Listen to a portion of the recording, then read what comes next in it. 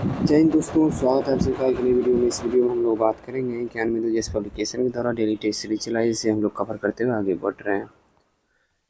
तो चलिए स्टार्ट करते हैं आज का सेट बिना टाइम वेस्ट किए। क्वेश्चन नंबर 1 है, किस वायसराय ने भारत को राष्ट्र मानने से इनकार कर दिया एवं कांग्रेस को मन के उद्गार निकालने वाली संस्था की संज्ञा दी? तो ये वायसराय हैं लॉर्ड कर्जन। कौन है? Lord Curzon. और इनका कार्यकाल था 1899 से लेके 1905 तक। कब से कब तक? 1899 से 1905 तक इनका कार्यकाल था। और लॉर्ड कर्जन जो है सबसे लोकप्रिय, मतलब घटिया वायसराय के रूप में कहिए, लोकप्रिय वायसराय के तौर पे जाने जाते हैं। ठीक है, लॉर्ड कर्जन। नेक्स्ट है, आप इनमें देख रहे हो, और लॉर्ड कर्जन के समय में ही बंगाल विभाजन किया गया था 1905 में। और लॉर्ड कर्जन को आधुनिक भारत का औरंगजेब भी कहा जाता है। नेक्स्ट लॉर्ड रिपन दिया हुआ है ऑप्शन में। लॉर्ड रिपन का कार्यकाल 1880 से 84। इन्हें जो है लोकप्रिय वायसराय के नाम से जाना जाता है। सबसे लोकप्रिय वायसराय इन्हीं को जाना जाता है, लॉर्ड रिपन को। और इनके समय में जो है वर्नाक्युलर प्रेस एक्ट निरस्त कर दिया गया था। क्या किया गया था? निरस्त कर दिया था। नेक्स्ट लॉर्ड डफरिन है। लॉर्ड डफरिन का कार्यकाल 1884 से 88 में हुआ के बीच में था। और इसी बीच में एक महत्वपूर्ण कार्य हुआ था, 1885 में कांग्रेस की स्थापना हुई थी। नेक्स्ट है लॉर्ड इरविन। लॉर्ड इरविन का कार्यकाल 1926 से 1931 तक था। और इनके समय में बहुत सारी महत्वपूर्ण कार्य हुआ। उसमें से एक महत्वपूर्ण कार्य है गांधी इरविन समझौता, जो 1931 में हुआ था। ठीक है, चलिए आगे बढ़ते हैं। बाकी जितना बात मैं बोल रहा हूँ उस सारा कंटेंट आपको नोट्स में लिखा हुआ मिल जाएगा पेड ग्रुप में। स्वदेशी आंदोलन के मंद होने के बाद बंगाल में स्थापित क्रांतिकारियों का प्रथम गुप्त संगठन कौन सा था? तो स्वदेशी आंदोलन के मंद होने के बाद बंगाल में स्थापित, हाँ देखिए, जब बंगाल विभाजन हुआ था तो उसके बाद स्वदेशी आंदोलन की शुरुआत हुई थी 7 अगस्त 1905 को। ठीक है, 7 अगस्त 1905 को स्वदेशी आंदोलन की शुरुआत हुई थी।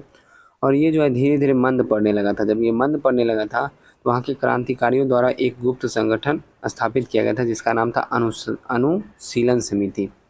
और अनुशीलन समिति जो है ये बंगाल से संबंधित है। इस क्वेश्चन में की पॉइंट देखा जाए तो बंगाल है, क्योंकि रामोसी पृथक दल जो है ये महाराष्ट्र में था।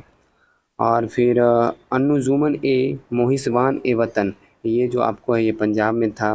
भारत स्वशासन इंडिया हाउस ये लंदन में था।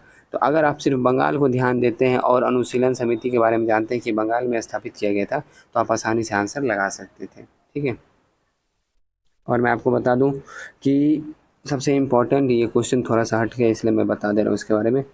अंजुमन ए मोहिसबान ए वतन, इसकी स्थापना किसने किया था? तो इसकी स्थापना पंजाब में किया गया था अजीत सिंह के द्वारा। किसके द्वारा?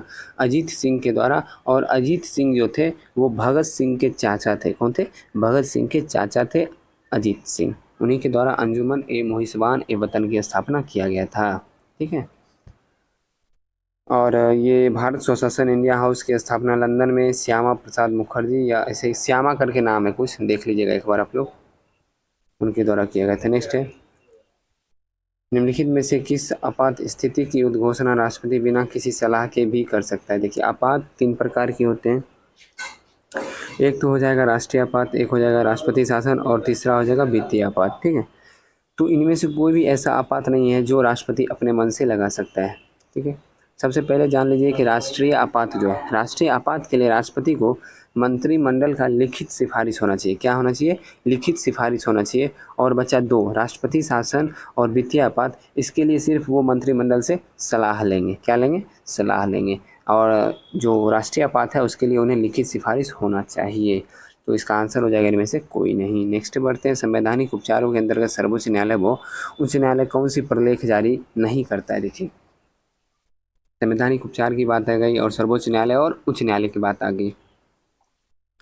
संवैधानिक उपचार जो है सर्वोच्च न्यायालय अनुच्छेद 32 के तहत जो रीट जारी करता है, और उच्च न्यायालय जो है अनुच्छेद 226 के तहत रीट जारी करता है। एक सेकंड में थोड़ा पतला कर देता हूँ। अनुच्छेद 226 के तहत रीट जारी करता है। ठीक है, अब ठीक है। और इसमें आपको जानना क्या चाहिए, इसमें क्वेश्चन है कि कौन सा प्रलेख जारी नहीं करता है। तो मैं आपको बता दूं, सुप्रीम कोर्ट के द्वारा 5 प्रकार के रीट जारी किए जाते हैं। और हाई कोर्ट के द्वारा भी 5 प्रकार के रीट जारी किए जाते हैं। सुप्रीम कोर्ट के द्वारा जो 5 प्रकार के रीट जारी किए जाते हैं उसमें एक है बंदी प्रत्यक्षीकरण, दूसरा है परमादेश, तीसरा है प्रतिषेध, और ये जो है ये गलत है, ये नहीं होगा, मतलब यही आंसर है। और चौथा हो जाएगा अधिकार परीक्षा, और पाँचवा हो जाएगा ऑपरेशन। क्या हो जाएगा? ऑपरेशन। तो ये 5 हो जाएगा। चलिए नेक्स्ट बढ़ते हैं। भारत में नीचे दिए गए खाद्यान्नों का उनके उत्पादन मिलियन टन में का सही अवरोही क्रम कौन सा है? अवरोही क्रम हो जाएगा, देखिए सबसे ज़्यादा उत्पादित करता है भारत में चावल उत्पादित होता है, उसके बाद गेहूँ, उसके बाद मोटा अनाज जिसमें मक्का आता है, बाजरा आता है, ये सभी, और उसके बाद दाल। तो इसका ऑप्शन हो जाएगा ऑप्शन नंबर डी। नेपाल के पड़ोसी भारतीय राज्यों का युग्म में, देखिए अगर आप नक्शा को थोड़ा सा भी ध्यान में रखते हैं तो आपको पता चल जाएगा, इसका आंसर होगा सिक्किम और बिहार।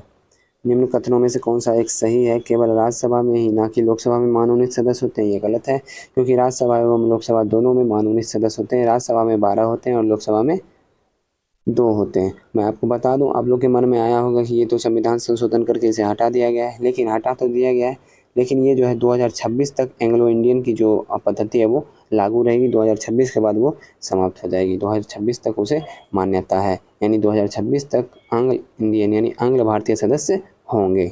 चलिए पहला तो गलत हो गया, चलिए दूसरे की तरफ बढ़ते हैं। राज्य में आंग्ल भारतीय समुदाय के 2 सदस्य को, राज्यसभा में आंग्ल भारतीय समुदाय के 2 नहीं 12 सदस्य को, ये भी गलत हो गया। किसी मनोनीत सदस्य को मंत्री पद के लिए नियुक्त पर संवैधानिक वर्जना है, वर्जना नहीं है। हाँ ये बात सही है कि वर्जना नहीं है, मतलब वर्जना का हो गया कि वो नहीं बन सकते हैं, ऐसा कुछ लिखा है, तो ऐसा नहीं है कि वो, देखिए किन्हीं को अगर मनोनीत किया गया है तो वो मंत्री पद धारण कर सकते हैं, लेकिन संविधान में इसका कोई भी वर्णन नहीं है।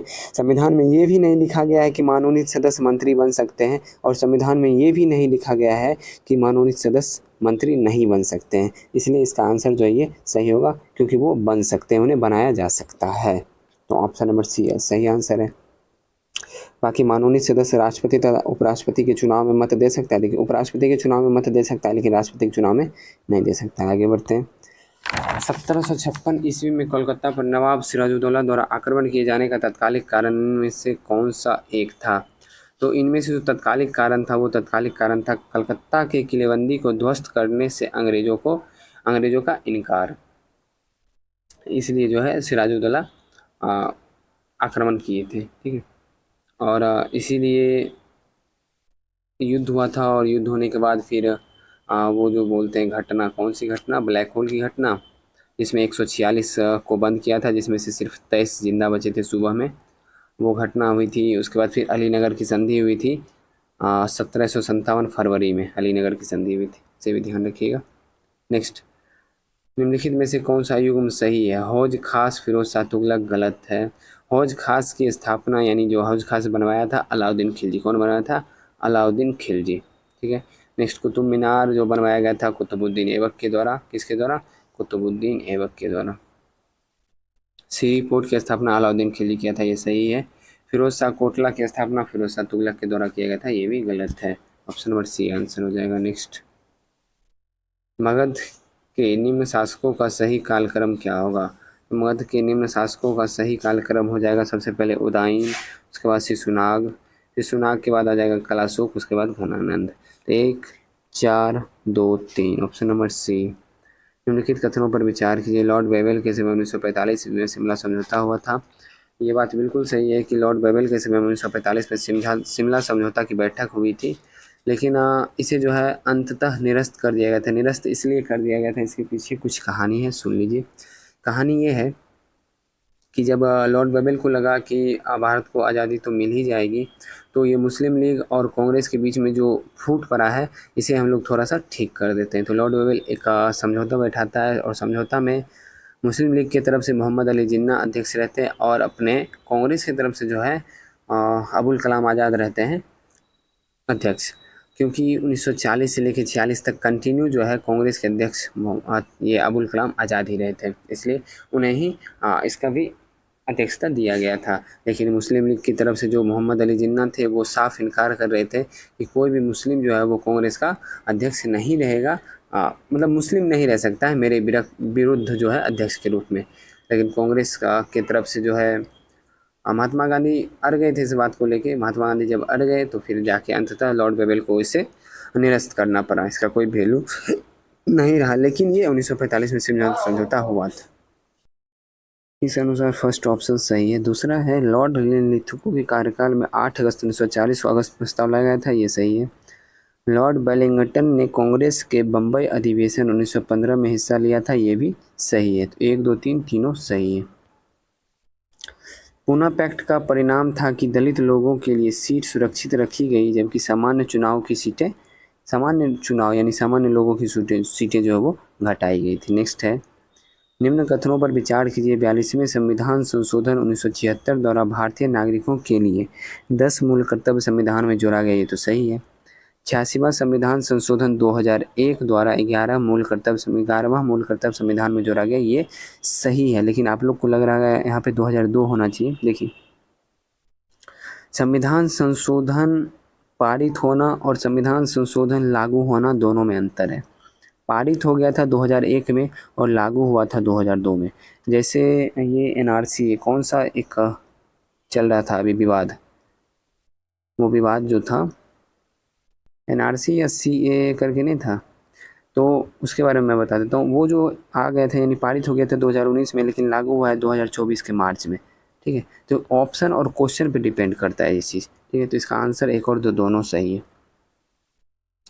निम्न में से कौन सा कथन औसत है? संविधान के अनुसार किसी राज्य की विधानसभा की सदस्य की संख्या अधिक से अधिक 450 हो सकती है, यही गलत है। अधिक से अधिक 450 नहीं, अधिक से अधिक 500 हो सकती है। राज्य की विधानसभाओं की सदस्य की संख्या निर्धारण 1971 की जनगणना के आधार पर किया गया है, ये सही है। राज्य विधानसभाओं में सबसे अधिक संख्या उत्तर प्रदेश की है जो कि 403 है, ये भी सही है। और दूसरा स्थान पश्चिम बंगाल, ये भी सही है।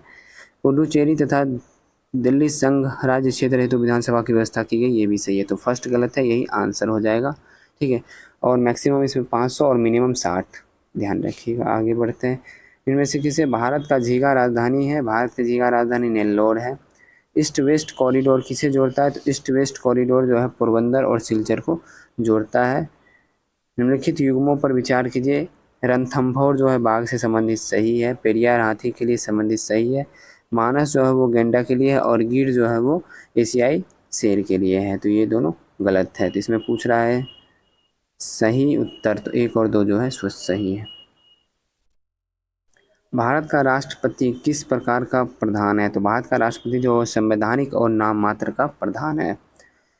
किन 2 स्थानों से हड़प्पा वासियों का चिकित्सा के प्रति विश्वास और खोपड़ी की राज्य चिकित्सा के प्रमाण प्राप्त हुए हैं? तो ये प्राप्त हुए हैं लोथल एवं कालीबंगा से। निम्नलिखित में से कौन सही सुमेलित नहीं है? अलबरूनी तहकीक हिंद सही है। फिरदौसी शाहनामा सही है। उत्तवी का हो जाएगा तारीख है यामिनी। उत्तवी का क्या होगा? तारीख है यामिनी। और वर्णी का है तारीख है फिरोज शाही। और इसमें पूछ रहा है सुमेलित नहीं है, तो सुमेलित जो है इसमें 3 और 4 नहीं है। कौन सुमेलित नहीं है? 3 और 4 इसमें नहीं पूछ रहा है, ध्यान रखिएगा। हाँ, ये पॉइंट ध्यान रखने वाली बात है कि क्वेश्चन में नहीं लिखा हुआ है या नहीं, क्योंकि ऐसे ऐसे करके कुछ क्वेश्चन गलत हो जाते हैं एग्जाम में भी, कन्फ्यूजन। नेक्स्ट है, संविधान का कौन सा अनुच्छेद उच्च न्यायालय को यह अधिकार देता है कि अगर निम्न न्यायालयों में विचाराधीन मुकदमों में संविधान की व्याख्या से संबंध प्रश्न हो तो उस मुकदमों को अपने अधीन मंगा सकता है? ये हो जाएगा अनुच्छेद 228। चलिए, इसके अनुसार मैं आपसे एक क्वेश्चन पूछता हूँ कि अनुच्छेद 228 जो है वो किस भाग में आएगा? भाग कौन सा होगा, ये आप मुझे कमेंट में बताइएगा। नेक्स्ट, जिला परिषद के लिए निर्वाचन क्षेत्र का निर्धारण कितनी जनसंख्या पर किया जाता है? तो ये है 50,000 की जनसंख्या पर। राज्यसभा और लोकसभा की समान शक्तियाँ किस क्षेत्र में है? तो राज्यसभा और लोकसभा की समान शक्तियाँ, चलिए ऑप्शन पढ़ लेते हैं। नई अखिल भारतीय सेवाएं गठित करने के विषय में, ये सिर्फ राज्यसभा को प्राप्त, किसे? राज्यसभा को।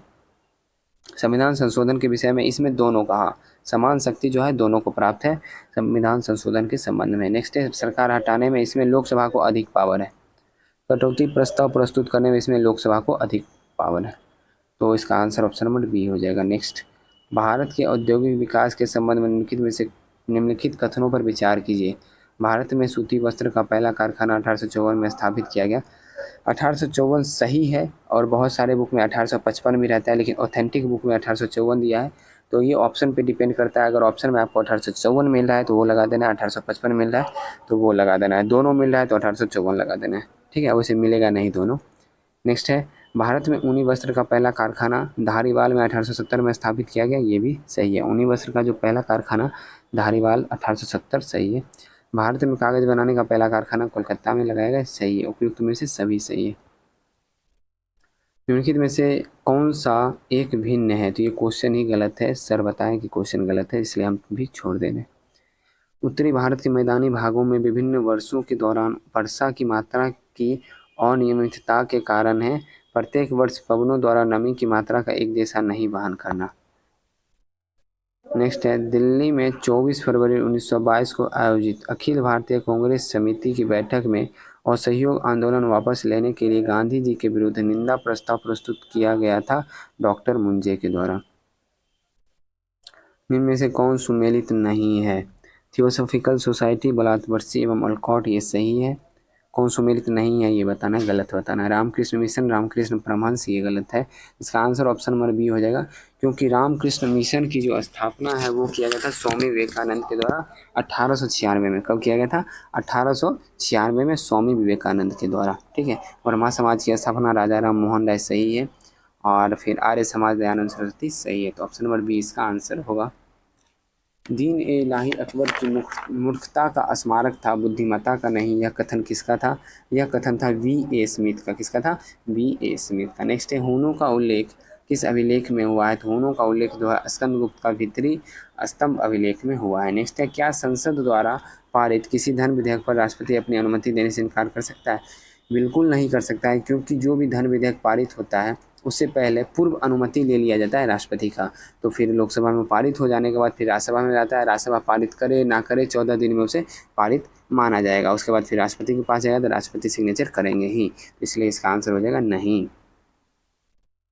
केंद्रीय सतर्कता आयोग के संदर्भ में कौन सा कथन असत्य है? केंद्रीय सतर्कता आयोग त्रिस्तरीय निकाय है, बिल्कुल सत्य है।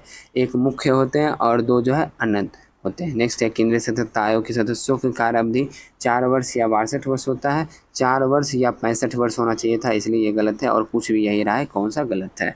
तो आंसर बी हो जाएगा। नेक्स्ट है, केंद्रीय सतर्कता आयोग के सदस्यों की सर्वोच्च न्यायालय में सिफारिश पर हटाया जा सकता है, हाँ सही है। केंद्रीय सतर्कता आयोग का मुख्यालय नई दिल्ली है, ये भी सही है। भारत की अंतर्राष्ट्रीय सीमा की लंबाई के अनुसार निम्नलिखित में से अवरोही क्रम मतलब घटते क्रम में, ठीक है। बांग्लादेश की सीमा की लंबाई 4096 किलोमीटर। चीन हो जाएगा आपका 3488 किलोमीटर। नेपाल हो जाएगा 1751 किलोमीटर। पाकिस्तान हो जाएगा 3323 किलोमीटर। बाकी आप लोग इसे मैच कर लीजिएगा, मैं जान के छोड़ रहा हूँ आप लोग को मैच करने के लिए, क्योंकि 1-2 बार अगर आप लोग इसको ध्यान देंगे तो याद हो जाएगा। स्विट्जरलैंड की सर्वाधिक महत्वपूर्ण पवन जो है वो फॉन है। शिवाजी और बाजीराव प्रथम के बीच एक उभयनिष्ठ विशेषता थी जिसकी युद्धों में उनकी सफलता सुनिश्चित की थी, वो था छापामार युद्ध नीति।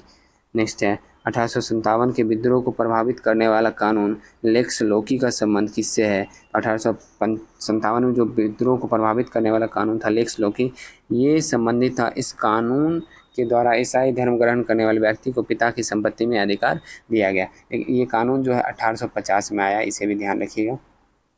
और इससे पहले, इस कानून को आने से पहले जो व्यक्ति, भारत का नियम था कि जो व्यक्ति किसी अन्य धर्म को अपनाता है तो उसको अपने पैतृक संपत्ति में कोई अधिकार नहीं है, उसको अपने पिता की संपत्ति में कोई भी अधिकार नहीं है। लेकिन 1850 में एक कानून जो है डलहौजी के द्वारा लाया गया और उसमें बोला गया कि इस कानून के द्वारा ईसाई धर्म अगर आप ग्रहण करते हैं तो पिता की संपत्ति में अधिकार दिया जाएगा, ठीक है। ये जो गलत है यही इसका आंसर होगा ऑप्शन नंबर से। क्योंकि जो भी अंग्रेज़ थे वो चाहते थे कि जो भी भारतीय हैं वो सभी ईसाई धर्म अपना लें। निम्नलिखित के शासकों ने प्रशासन में स्वयं घूसखोरी को प्रोत्साहित किया था, वो था फिरोज शाह तुगलक। प्रथम श्रेणी के जुडिशियल मजिस्ट्रेट को कितनी सज़ा देने की शक्ति होती है? तो प्रथम श्रेणी के जुडिशियल मजिस्ट्रेट को 3 वर्षों की सज़ा एवं 5000 रुपये का जुर्माना का शक्ति होता है। इनमें कौन मुख्य हिमालय की श्रेणी? तो मुख्य हिमालय की श्रेणी इनमें से शिवालिक हो जाएगा। बाकी सभी जो है अन्य पहाड़ का जो है छोटी टाइप का या फिर अन्य पर्वत है। जयंती आपको मेघालय में है, पटकई हिमाचल प्रदेश में है, बस इस प्रकार से। नेक्स्ट है, धरती आबा किसे कहा जाता है? तो धरती आबा जो है बिरसा मुंडा को कहा जाता है। नेक्स्ट है, प्रथम राष्ट्रीय आपातकाल की उद्घोषणा के समय देश के राष्ट्रपति कौन थे? देखिए, सबसे पहले ये जानना जरूरी है कि अभी तक भारत में कितने बार राष्ट्रीय आपातकाल लगा है। भारत में कुल 3 बार राष्ट्रीय आपातकाल लगा। एक बार फर्स्ट फर्स्ट बार जो लगाया 1962 में, और 1962 में उस समय जो है डॉक्टर सर्वपल्ली राधाकृष्णन जो थे वो राष्ट्रपति थे। दूसरी बार लगा था 1971 में, उस समय बीबी गिरी जो हैं इसके मतलब उस समय बीबी गिरी राष्ट्रपति थे। और तीसरी बार 1975 में, और उस समय जो राष्ट्रपति थे फ़खरुद्दीन अली अहमद।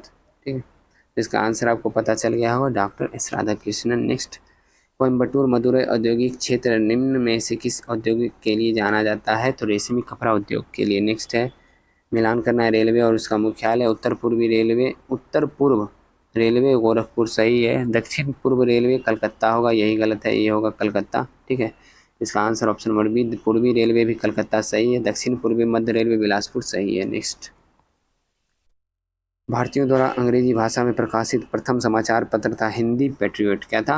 हिंदू पेट्रियट। और इसके संस्थापक थे हरिश्चंद्र मुखर्जी। कौन थे?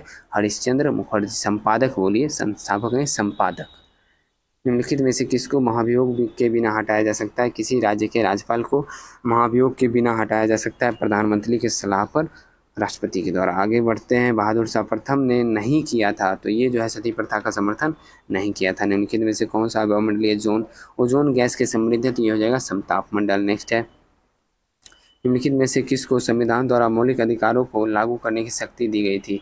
तो मौलिक अधिकारों को लागू करने की शक्ति दी गई थी किसको? ये दी गई थी आपको सर्वोच्च न्यायालय और उच्च न्यायालय को। सर्वोच्च न्यायालय को अभी जस्ट मैंने बताया था अनुच्छेद 32 के तहत, और उच्च न्यायालय को अनुच्छेद 226 के तहत। नेक्स्ट, स्तूप और चित्र निर्माण के निर्देशन तथा इनमें स्थापित करने के लिए बुद्ध के अवशेषों को लेकर विवरण सर्वप्रथम मिलता है, ये मिलता है महापरिनिर्वाण सूत्र में। किसमें? महापरिनिर्वाण सूत्र में। नेक्स्ट, जो कि लास्ट क्वेश्चन है इस सेट का, निम्न में से किस शासक के बारे में कहा जाता है कि उसने युद्ध भूमि में ही राज्याभिषेक करवाया था? वो था राजेंद्र द्वितीय। कौन था?